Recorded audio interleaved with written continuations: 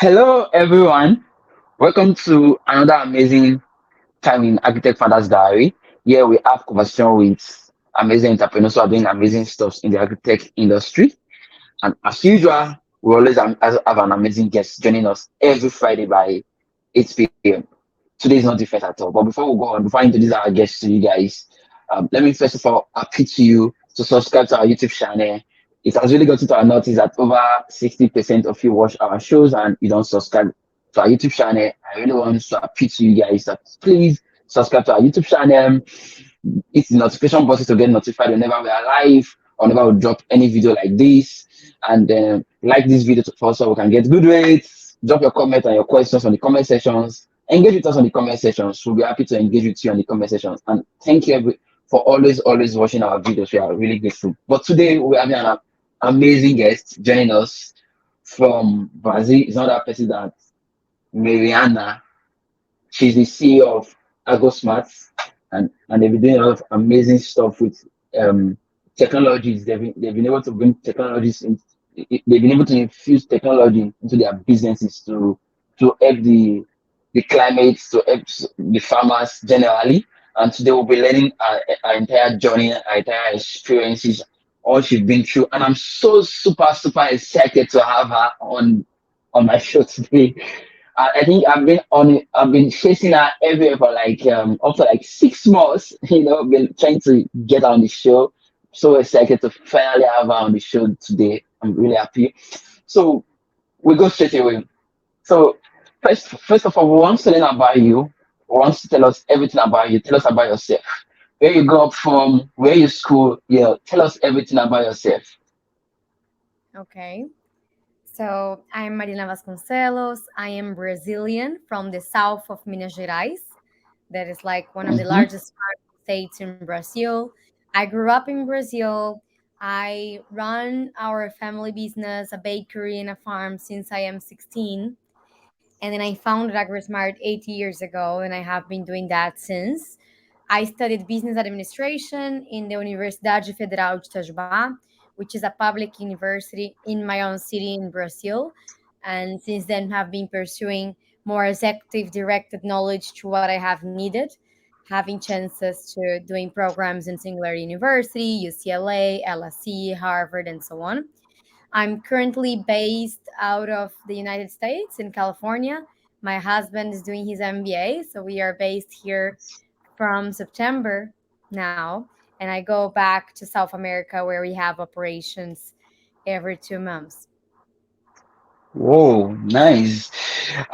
First of all, I want to ask, what inspired you to start Agosmart? So I come from farming families. So I knew from very Yes. close daily challenges in the field, how hard it was for my parents to make decisions, how climate change was affecting my own community. And I was working in technology in the industry transformation. So in oil and gas, environmental discontamination. So at some point was like, why we don't do this to agriculture? That I know the problem from very close, and also in our region is so important to the economy.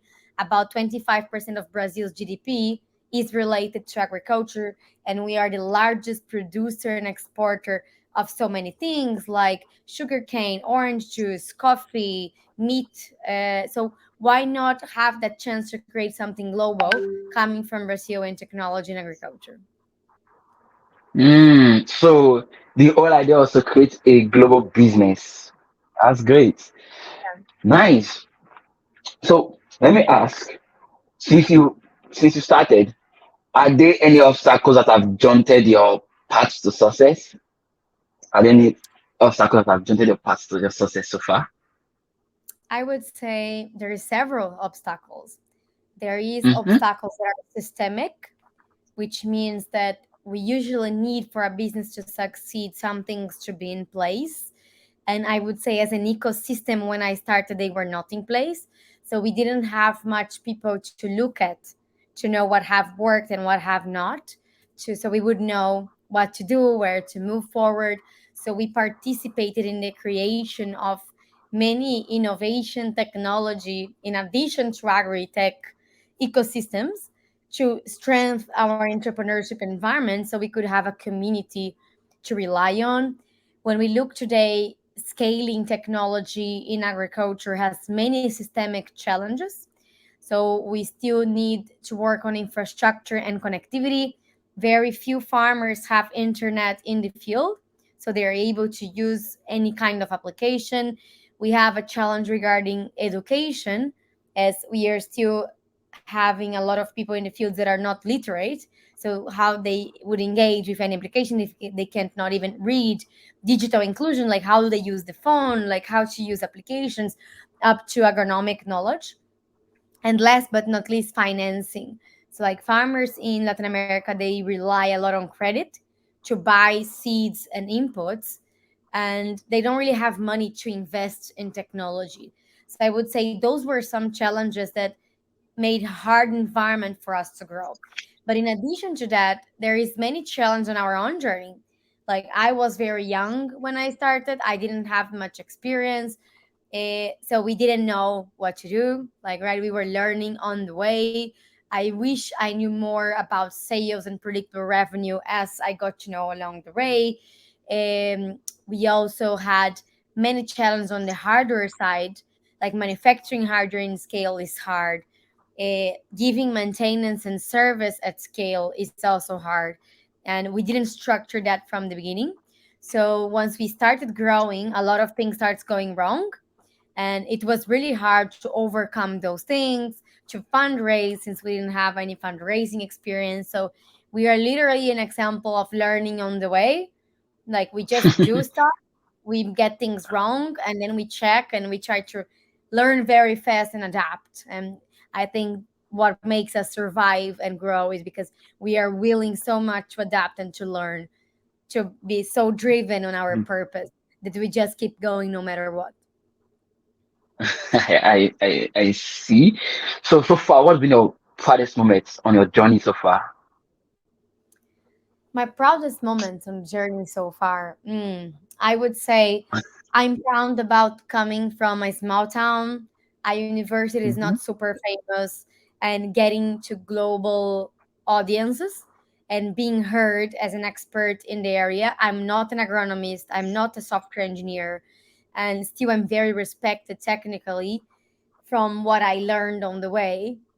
And having that space, being part of decision making circles, I'm so proud of being a voice that is coming from the bottom, that is coming from minorities, as Latina, as a woman, that I'm really proud of where we are today as Agrosmart and how we are pioneering the sustainability agenda in agriculture, and by the people that are growing with us. I think like it's only good when we share, and I'm really proud that me having an opportunity also meant that more people in our circles had opportunities to grow and learn, and that we continue to be engaged to other entrepreneurs and to our local community so they can have more inspiration, more entrepreneurs trying their own journeys as well.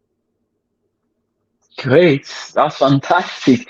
I really respect when I see ladies like you in the doing business. Is not really common, especially from where I'm coming from too.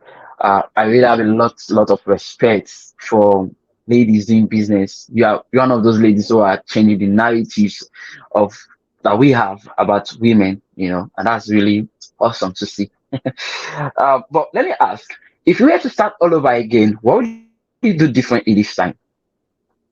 If you're starting all over I, again, what would you do differently?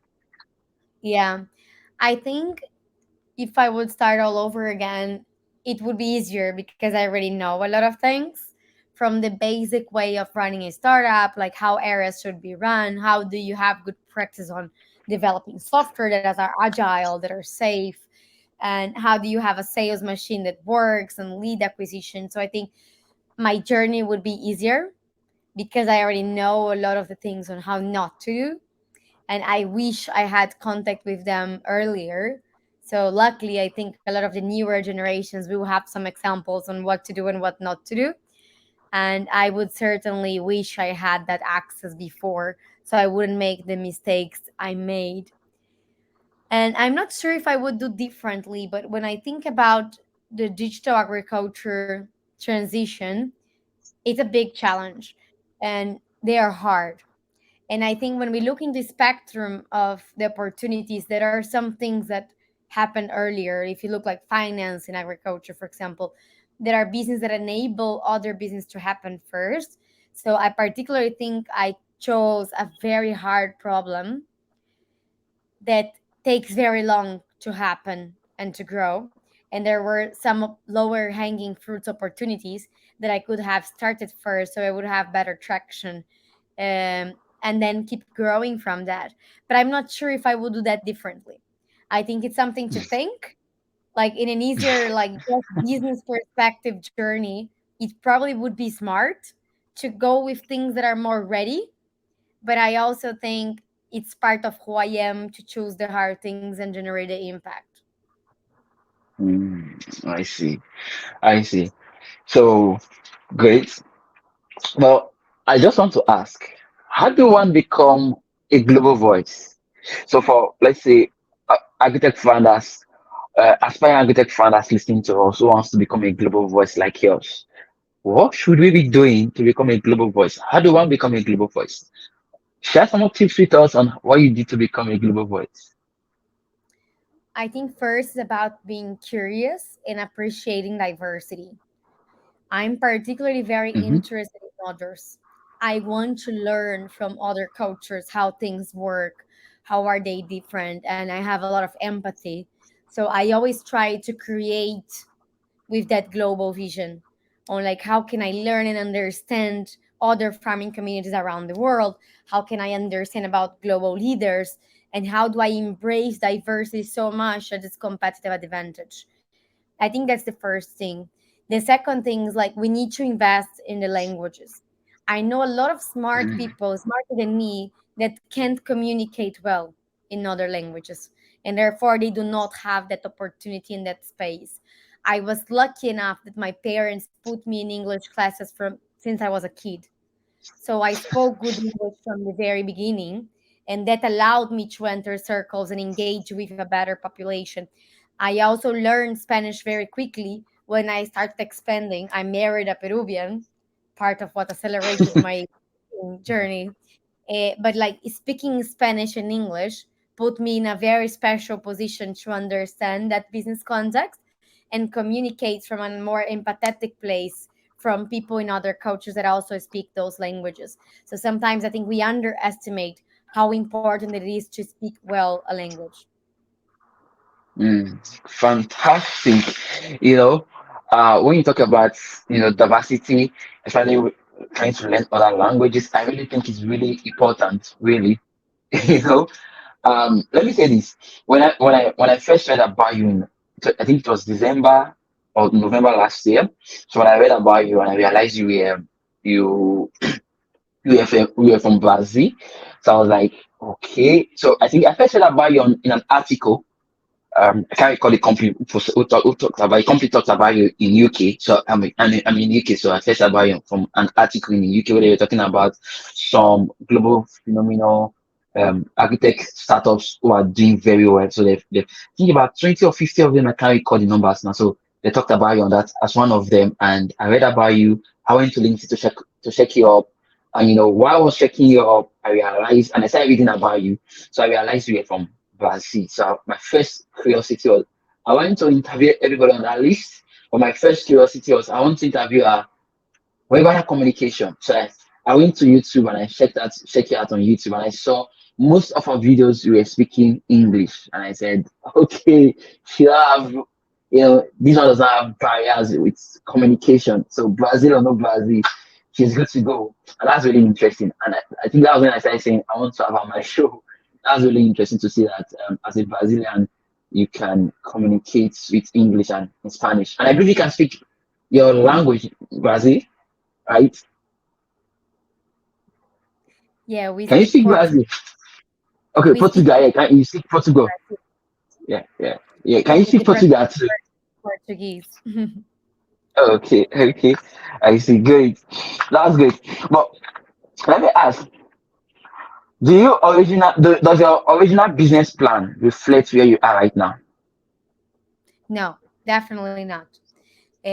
we started, like, we always understood that data was very important, Okay. and it had to be at the Okay. center, because everything we measure we can manage. But when we started, we were like an IoT player. We just cared about generating the data. And then we learned very quickly that it was not enough. We had to transform the data into something useful and already processed, so farmers knew what to do with it, because they didn't know how to interpret it in their own. And even agronomists, they also were not taught at school to handle the same data sets that we were generating. So then we had to build algorithms. And the first algorithm we created was an irrigation management. So for a while, we were an irrigation management company. And then we started growing our portfolio toward climate oriented decision making, because irrigation is a consequence of not having enough water available, not enough rain, not enough water retention. So we started understanding better how climate would affect irrigation, and then how to predict climate better, how climate influences diseases, how climate influences spraying. So we aggregated a lot of features around climate within our platform. Then we became a climate platform. Looking into climate in the field is different from looking to the climate in the supply chain. So at some point, we also understood that farmers would just do what we were telling them if they had a partnership with their corporates, either that are selling things to them or buying things from them, because they have commercial agreements and they can't just do whatever they want. They have to follow certain rules on how they work with other people in the supply chain. So we started engaging corporates in the supply chain as well as farmers, and that gave birth to another product that helps corporations to understand impact KPIs in their scope 3, and also that helps them to understand climate risk across the supply chain, both for financing and supply. So we were evolving from one feature to several features, from the farmer to the whole supply chain. So, like, always understanding the problem, generating a nice value proposition that is worth it, learning how to do something well, and then expanding. So we have this vision of being an operating system that supports transition across the supply chain. In some things we're already very good at. In others, like, we see that future, we are working on it until we reach our vision of being this platform that reunites agronomic intelligence, environmental, and financial services. Mm, great. Yeah, that's awesome to know. But let me also ask, how was it for you to for was it user friendly for farmers to accept your technology? I know it's a bit very difficult for farmers to accept new technology like this. So was it very easy for farmers? Was it friendly, user friendly to farmers? Was the technology friendly, user friendly to farmers? Did they really accept it on time? How are you able to navigate that space of farmers getting to accept your technology? You know. No, it's not easy at all. I would say farmers are way more innovative than we give credit to them. I would say they are hungry for technology, they are innovative, Mm-hmm. especially in Brazil, where we have tropical climate. It was never enough to just import technology and copy it. We had to develop our own seed varieties, our own agronomic practices to thrive.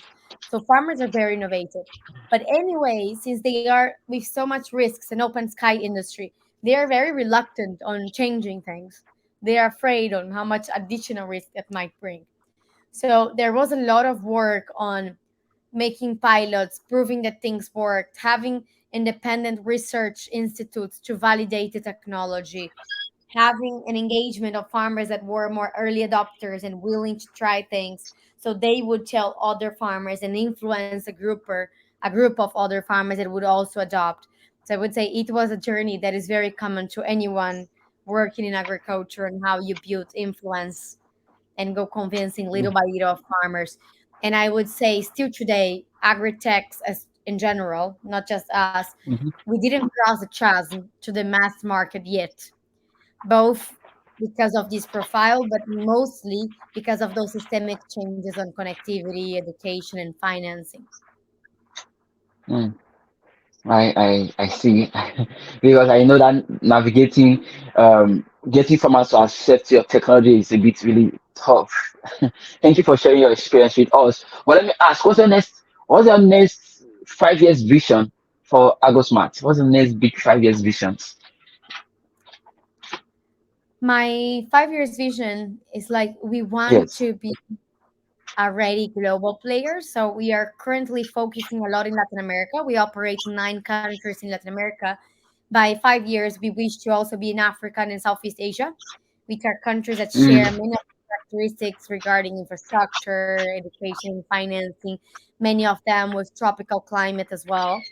And to definitely be a leader, we are already a leader in many terms, but to be even bigger as a consolidated leader in Latin America as the main operating system for transitioning agriculture. great. I love to be part of that journey to maybe help you guys to Africa. That's good to hear. But let me ask, what are your success tips for aspiring agritech founders?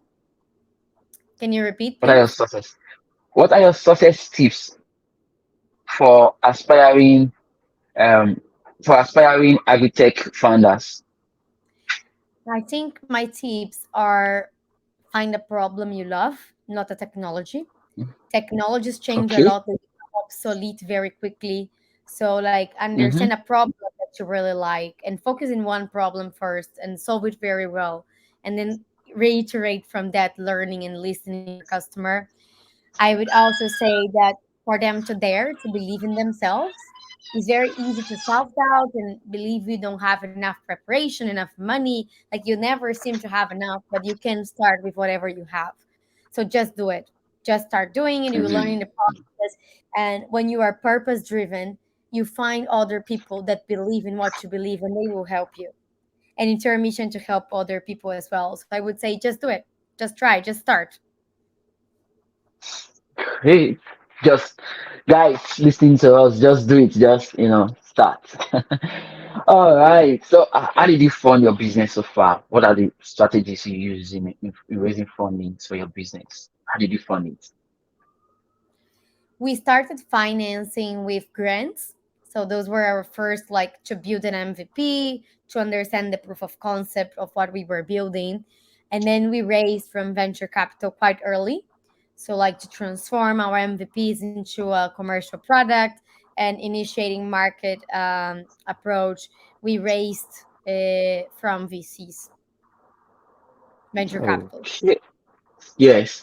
So, I think I understand a bit, Can, but I want to touch a bit more on what should I do, or what should any other agritech founders listening to us today, what should they put in place if they want to raise funding from grants and especially from VCs? What should they have in place? What should they put in place in their business for them to be able to successfully raise fundings from grants and from VCs? Okay. I think it's two pieces. First, understanding the Okay. milestones that you need to have, right? So, like, how do you define where you are and where you're moving next so you can report progress? So you can share with other stakeholders how are you growing. And it's good to understand from the market what is the expected KPIs from those funds, like what sort of business they are looking for, in which stage, how many revenue, how much margin. So you know what kind of capital has a fit with you from where you are, and it helps you to define your KPIs not only on your own journey but also on what the market is expecting. Then when you understand that, then you have a plan on how to evolve, how you're going to meet there, because usually a funding round, it comes from take you from A to B. So you have to know what is A Mhm. and you have to know what is B. You just don't Mhm. fundraise. You have to have a goal that has to be achieved once you have done that. So that's very important, learning where you want to go, how does that look like, that next milestone, and if it's in accordance with what the market expects, comparing you with other assets. Once you have that, then I think it's about communication. It's about having a good pitch deck that gives this overview around problem, market, team, how is the solution different from the others in the markets, how is that generating value, how is that proved.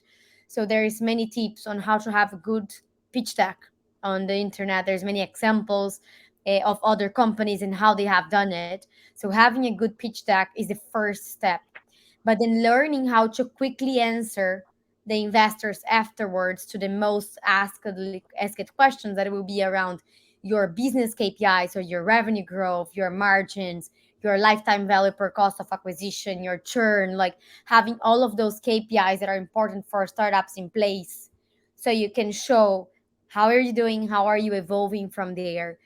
And to the last point, you have a data room. A data room is like a folder where investors that want to deep dive in your business can audit more of what you're saying. So I usually have folders like for product where we explain all of the products. We have demos, we have more information on the value proposition, use cases, success cases. We have some about finance that has our business plan, the Excel that explain how we are going to grow this business, what's the plan there in our main financial KPIs. We have folders on impact and ESG. How do we measure and communicate our impact? How they can relate depending if they're an impact fund thesis. So we have all of these organized in folders with extra documents that gives an investor a deep dive when they want to understand. Of course, it's a maturity journey. When you're starting, you don't have all of none of these. You just have your business, your product, but then it's important to implement such as like governance. How do you make decisions, how you like remove something from a person to the process to the organization, so funds are safer when they invest and they understand the plan. Getting audited is also something important, like having your accountancy audited is something important that you gain with maturity. So I would say my data room today is not the same from my data room from when I started, but it's always important to organize like what are the areas of your company, how do you document knowledge and your strategy for each one of them, so someone else from outside can understand all of the aspects of your business and your plan. Hmm, I see. That's a full lecture. Thank you for sharing that. Thank you very much for sharing that with us. That's a full lecture on its own. Great. But let me ask, um, what motivates you? What motivates you to keep doing what you're doing? I would What keeps you say, motivated? yeah, I would say two things. Like one is the impact. So there is a Okay. difference between purpose and impact. So purpose is like what you want to achieve. Like that's what I believe. I want to transform agriculture because I come from agriculture. But the impact is what I actually deliver, right? Because just having intentions doesn't change the world. You need to do it and you need to deliver it. So measuring that impact on how much water, greenhouse gases, energy we saved, how much we increased yield in the field is like a motivation for me because I see that we are doing change. Because we are designed for it, we intentionally do it, but we are able to implement and deliver impact. And it's very rewarding. So when things are hard, I look back to our impact and I say it's worth it. Even if I fail in my entrepreneurial journey, I know I left behind a legacy. I know I Hmm, had an impact. And the second thing is like enjoying the journey. The journey has to be fun. There is no such thing as a success that is a point in the end of the line that you achieve, because the journey is ups and down all the time. Over like if you take out the zero, you are progressing, but many days it does feel that you're failing. So it oh, has to be fun. I personally love creating things. I love to work with my friends that like we have great. fun, we joke around, we explore and we experiment things. I like to travel. I feel energized when I visit the fields, when I learn about new cultures. So I make sure that my work routine has the things that energizes me. And it's about like this having fun in the journey. Great. Awesome. Hmm. Good to learn about. Good to learn from you today about some of all these things you've shared. Um, awesome. But I've recently been following you on Instagram and social media, and I've been seeing a lot of conversations around AI. So, what do you think is the future of agriculture? Where is the future of agriculture heading towards?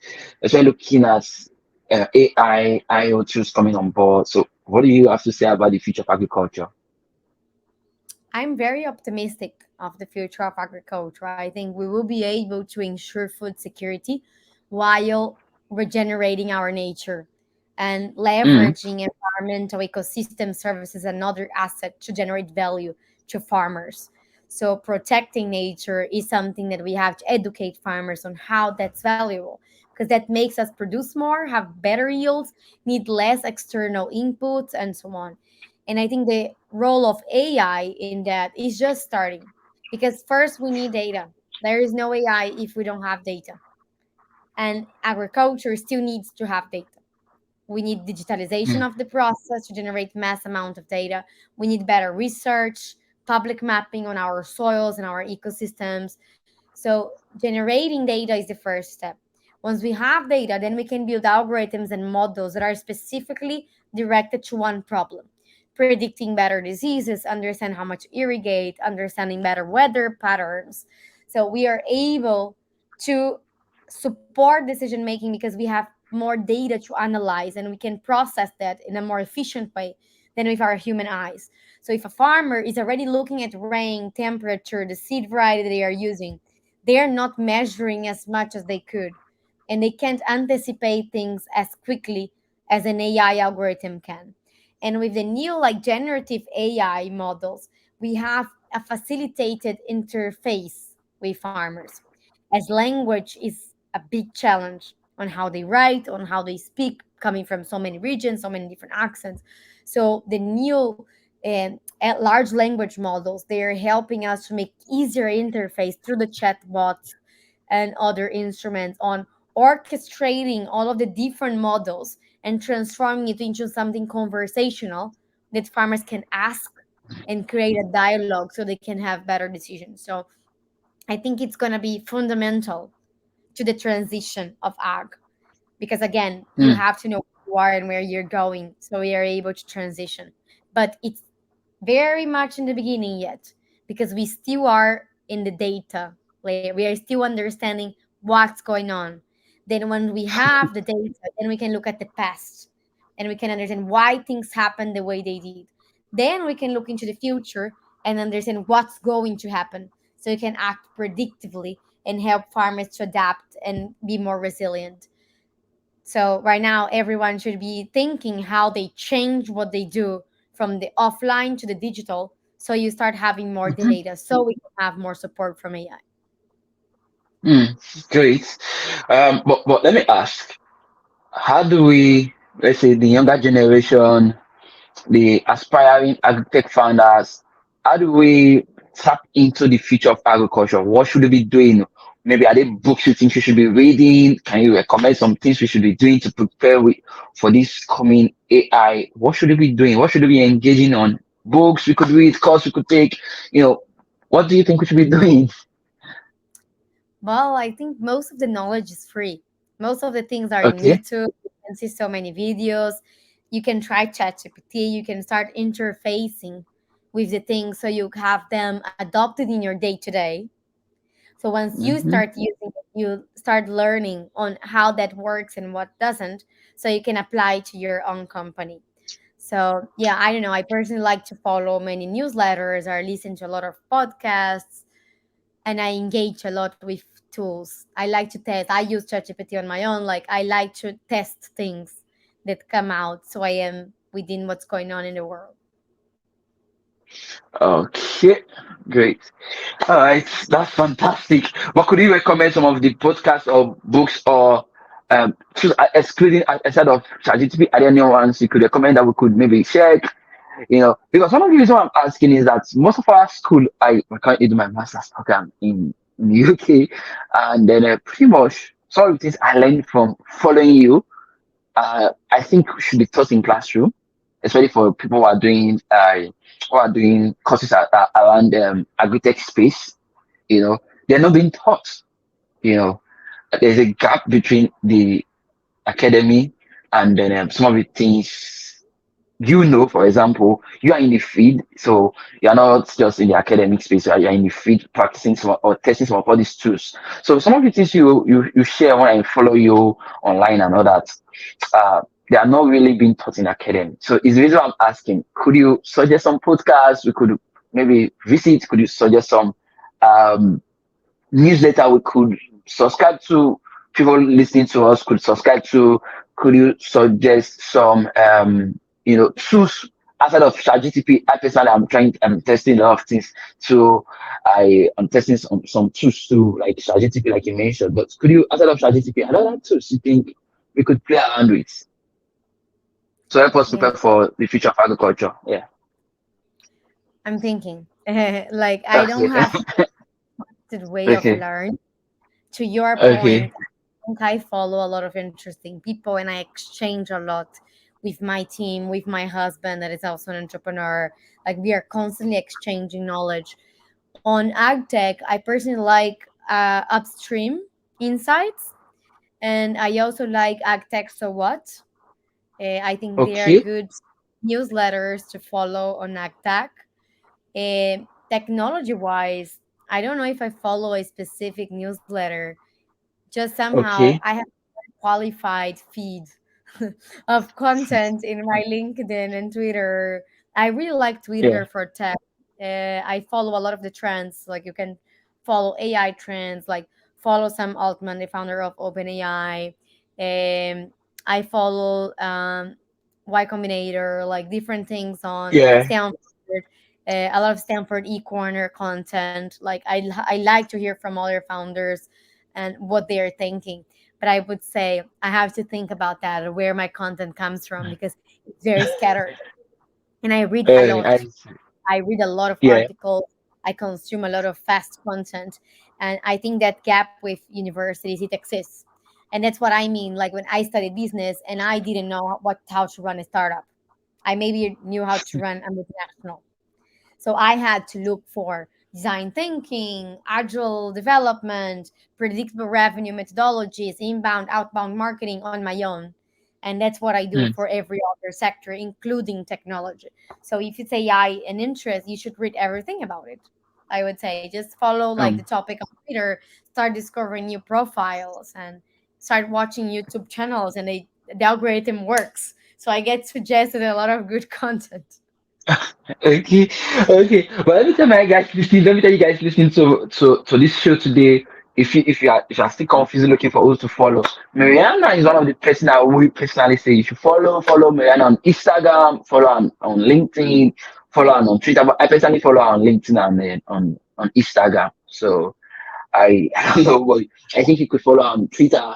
But interestingly for me, I follow her on LinkedIn and on Instagram. So follow her on Instagram.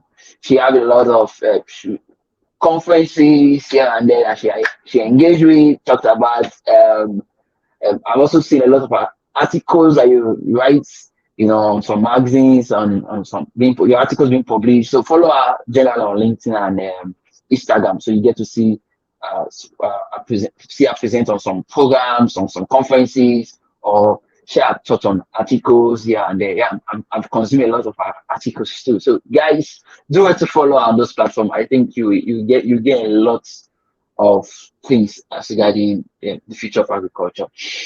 All right, as we begin to wrap up the show so far, I've been really, really, I've learned so much from your session this evening. I've been really, really blessed by your session. You know, thank you for honoring our show. Thank you for coming on the show to share your thoughts with us. But lastly, before you go, I just want to ask, no, so before you go, I still have like two more questions just popping up. Number one is, how do you balance between family and business? How do you balance it? How's your work-life balance that you have? I don't believe there is a balance. Like there is no separation of work and family. I'm just one person. And Uh-huh. sometimes one of the sides will be unbalanced. I would say most of the times, because I can't do everything. So the more I put together, the easier it is for me to navigate. I do not separate work from personal life. I bring my personal life to work. I share with my team my own challenges. I share with my investors, my customers. Like I say a lot of what's going on, what is my life. They know my family. I take my mom to meetings sometimes. Like I try to Wow. make it all together. It's like I can't do it everything. If I have to be here and I can't see my family, I will bring my family to whatever I have to do for business. And I do business all the time at home. So like there is not really a segregation in my life. So on how I find balance on myself is respecting and listening my heart, my body, my mental health, on where I need to take a break or I can keep going. So I bring it all together and I'm very transparent. Even in my, I have a full transparency agenda policy. So everyone always knows what I'm doing and where I am. And it's like, it's clear to them. It's like, okay, I need to sleep now because I can't think. Like, I'm tired. Today is one of those days. I have been in a very hard week. I was robbed. Like, I traveled a lot. So I was like, okay, I need to take a break. And everyone knows, and it's okay. It's like, I'm taking a break. I canceled all the meetings from today, but yours. So I say, I will Ah, take off. And that's okay because I need to recover. And I think being open about how I feel gives my team the space to also find themselves. Like, I don't mind when they're working, when they have to take a break, they need to hear themselves and respect their own limits. Then I'm sure they will be mm, okay to give their best to have the best results. mm. Great. First of all, I want to say thank you for coming. Thank you for honoring us. Even in spite of the situation on Ghana, thank you for honoring our invitation. We're grateful to have you. Lastly, before you go, what's your last advice? What's your last words to the people listening, to other agritech founders? What's your last thoughts to them before you go? I would say it's very hard. The journey of agritech is very, very hard. It's a hard industry. It's exponential, but it's slow. But it's so beautiful. And the opportunity is so big. Like, we can't survive without food. If we fail in food, we fail everything. So it's such a Mm, noble cause, but I really believe it's worth it. The dedication and all of the challenges that it takes to be an entrepreneur in that area. So I appreciate all of my fellow entrepreneurs that are trying to change agriculture. mm. Great, great. Thank you very much. It's been an honor having you on the platform today. I'm really grateful to have you. Thank you for your time so far. I think my audience has been, they're going to enjoy your show. When we drop this, thank you very much for coming. Thank you very much. We're grateful. Myself, my team members, and my audience. We also great. Thank you for coming. Thank you for sharing your story. Your story was really authentic. Thank you for opening to share your story with us. Thank you very much. I've learned so much from your entire journey this evening. Thank you. I'm All grateful. right. Thank you So for it's on, having me. yeah, it's on this note we're going to call it in a day. Thank you guys for coming. Thank you for tuning in always for watching our show. Before we go, I want to say if you've not subscribed to our YouTube channel, do it to subscribe to our YouTube channel. Don't forget to hit the subscription buttons. Please do subscribe to our YouTube channel so we can get good rates and we get to do bigger things on the platform. And don't also forget to hit the notification buttons to get notified when I drop videos, whenever we go on live. And engage with us on the comment section. Same time, same day, same time, every time, like Friday by 7 p.m. Depending on where you are, 7 p.m. some location, some other location, 8 p.m. However, thank you very much for coming. Thank you very much to our guests this evening for honoring our invitation once again. We're grateful to have you. So it's on this note, we call it a day.